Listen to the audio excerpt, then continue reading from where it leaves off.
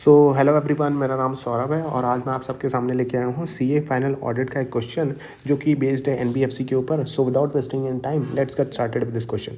सो question ऐसे start होता है। कर्मा प्राइवेट लिमिटेड एक non deposit taking non systemically important NBFC है जो रजिस्टर्ड है with the Reserve Bank of India के साथ। Now the statutory auditor of the company जो है वो is required to give a report. उनको रिपोर्ट देना पड़ता है, किसको? बोर्ड ऑफ डायरेक्टर्स को रिपोर्ट देना पड़ता है। तो यहाँ पे आप सबको बताना है कि क्या होगा content of the auditors report to the board. जो ऑडिटर रिपोर्ट होगा बोर्ड को जो दिया जाता है, ऑडिटर रिपोर्ट जो होता है वो बोर्ड को जो दिया जाता है, उसके अंदर क्या क्या कंटेंट आएगा वो आप सबको बताना है। सो अगर हम बात करें कि matters to be included in auditors report in case of NBFC, auditors report में कौन सा मैटर्स आएगा इन केस ऑफ एनबीएफसी कि in addition to the reports एक रिपोर्ट तो जाता है, वो हमें पता है। एक रिपोर्ट जाता है, ऑडिटर देता है सेक्शन 143 के हिसाब से, section 143 of the companies act 2013 के हिसाब से एक रिपोर्ट तो जाता है अंडर सेक्शन 143 के हिसाब से।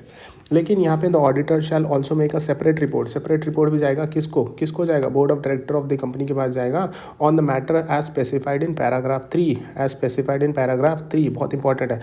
तो यहाँ पे जो सेपरेट रिपोर्ट जाता है किसको जाता है? बोर्ड ऑफ डायरेक्टर को जाता है। क्या लिखा जाएगा कि मैटर जो भी स्पेसिफाइड किया गया है paragraph 3 of the NBFC auditors report reserve bank direction 2016, NBFC Auditors Report Reserve Bank Direction 2016.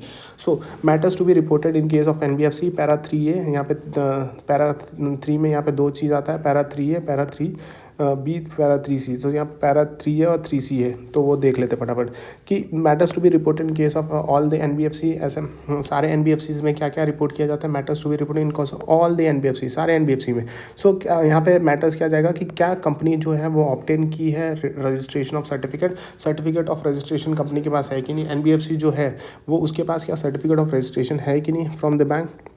Conducting non banking financial activity without valid certificate of registration. अगर आप सीईओ और without certificate of registration, valid certificate of registration से अगर आप NBFC activity करते हो तो उसे ऑफेंस माना जाता है अंडर आरबीआई एक्ट 1934।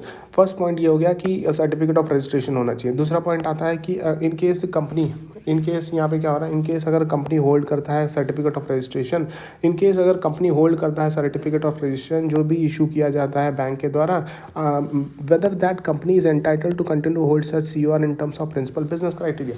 कि चलो कंपनी के पास सर्टिफिकेट ऑफ रजिस्ट्रेशन तो है, लेकिन क्या उसका प्रिंसिपल बिजनेस क्राइटेरिया फुलफिल हो रहा है कि नहीं, वो भी देखना पड़ेगा।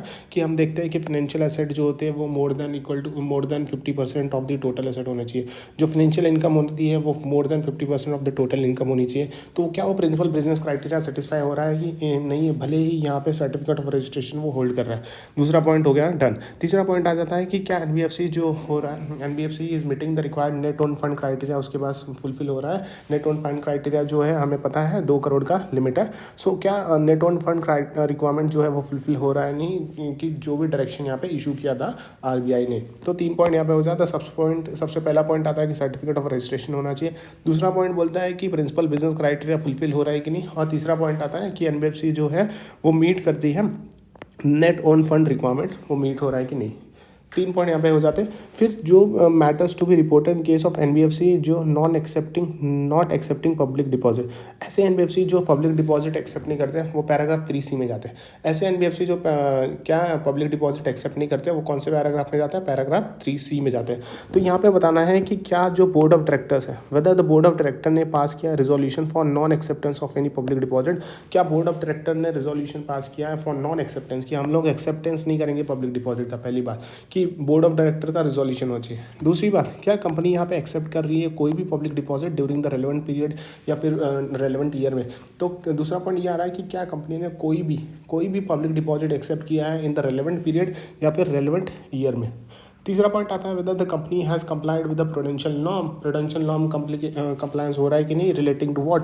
Relating to income recognition, relating to accounting standard, relating to the asset classification, provisioning of bad and doubtful debt as applicable to it. So यहाँ पे प्रूडेंशियल नॉर्म यहाँ पे क्या कंपनी कंप्लाई कर रही है?